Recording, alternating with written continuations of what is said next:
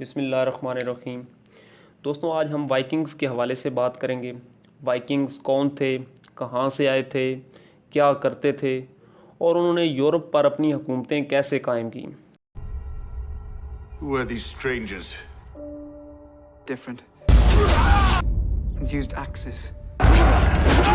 دوستوں، Norway, Denmark اور Sweden کے علاقوں کو اسکینڈینیویا کہا جاتا ہے۔ وائکنگز بھی یہیں سے آئے تھے۔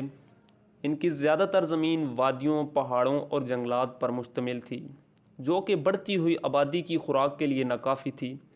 اس لیے بہت سے وائکنگز نئی زمینوں کی تلاش کے لیے نکلے تاکہ وہ وہاں جا کر آباد ہو سکیں۔ وائکنگز خوفناک جنگجو تھے۔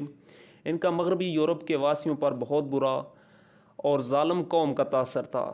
793 میں ناروے اور ڈنمارک کے وائکنگز نے یورپ اور برطانیہ پر حملے کرنے کے لیے شمالی سمندروں کو پار کرنا شروع کیا۔ وائکنگز آگ کی پوجا کرتے تھے۔ یہ جنگجو، تاجر اور قزاق تھے۔ وائکنگز نے 8ویں صدی کے آخر سے 11ویں صدی کے اوائل تک یورپ کے وسیع علاقوں پر حکومتیں قائم کی۔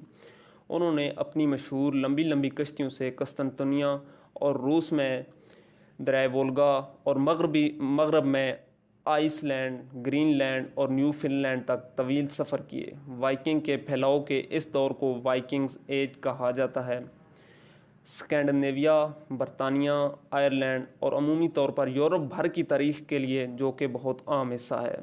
پہلے وائکنگ جو کہ اپنے مقامی سردار سے بغاوت کر کے شمالی علاقوں کی جانب گئے تھے، ان کی سربراہی ریگنر نامی شخص کر رہا تھا۔ وہ ایک معمولی کسان ہونے کے ساتھ ساتھ ایک غیر معمولی تلوار باز بھی تھا۔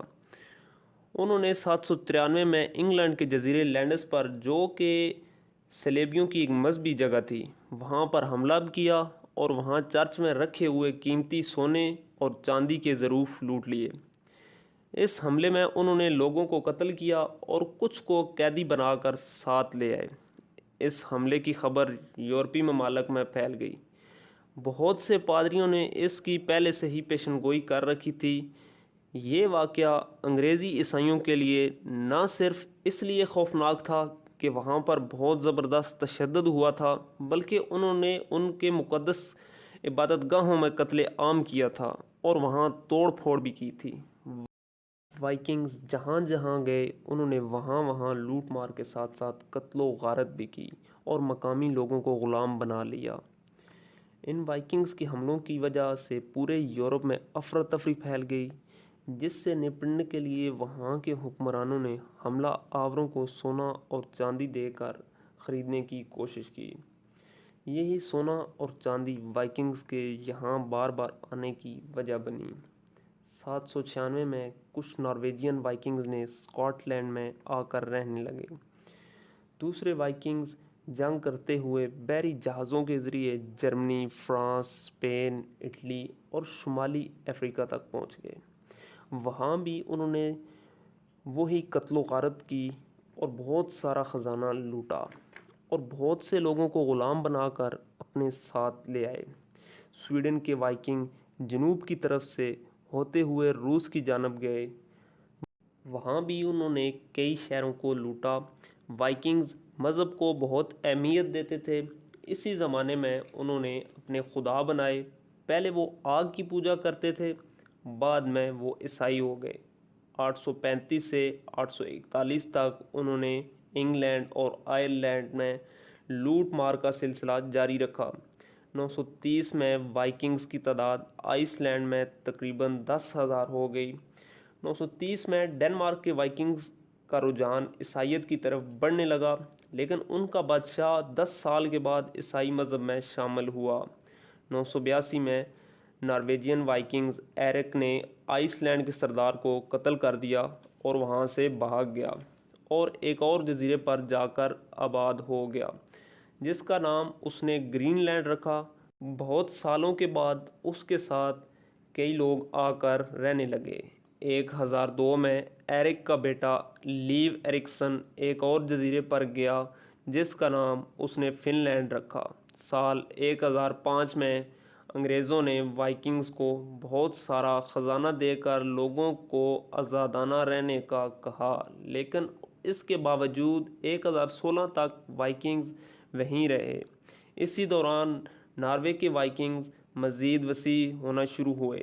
انہوں نے وہاں پر چرچ بھی بنائے۔ عیسائیت کے پھیل جانے کے بعد انہوں نے جنگ، لوٹ مار اور رہنے کے مطالبات ختم کر دیے۔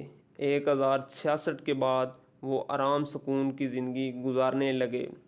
وائکنگز اس دور میں بہت بڑے تاجر تھے۔ انہوں نے تجارت کا سلسلہ انگلینڈ، آئرلینڈ اور یورپ کے دوسرے ممالک میں جاری رکھا۔ جہاں جہاں وائکنگز گئے انہوں نے وہاں وہاں کی ہی زبان اور کلچر اپنا لیا، اور جلد ہی کچھ فرانسیسی، کچھ انگریزی، کچھ روسی اور کچھ آئرش بن گئے۔ وہ سمندری جہاز بنانے کے ساتھ ساتھ سمندری سفر کا ہنر بہت اچھے سے جان گئے تھے۔ وہ بہترین ملاح تھے جو سمندر کا سفر اور نئی نئی جگہوں کی تلاش کے بے حد شوقین تھے۔ عیسائیت قبول کرنے کے بعد ان کا یہ شوق برقرار رہا۔ یہی وائکنگز جو پہلے لوٹ مار، قتل و غارت کے لیے جانے جاتے تھے، اب تجارت ان کا پیشہ تھا۔ نارتھ ایمبریا، ایسٹ اینجلیا اور ویسکس کو انگلینڈ بنانے کا جو خواب کنگ ایلفریڈ نے دیکھا تھا، ان وائکنگز کی ہی بدولت پورا ہوا۔ یہ وائکنگز بہت نڈر، بہت بے باک اور بہت بے خوف تھے۔ ان کی ہی بدولت برٹش امپائر کا وجود ممکن ہوا۔ 16ویں صدی میں فرانسیسیوں اور انگریزوں کا ہندوستان تک پہنچنا بھی وائکنگز کی بدولت ہی ممکن ہوا۔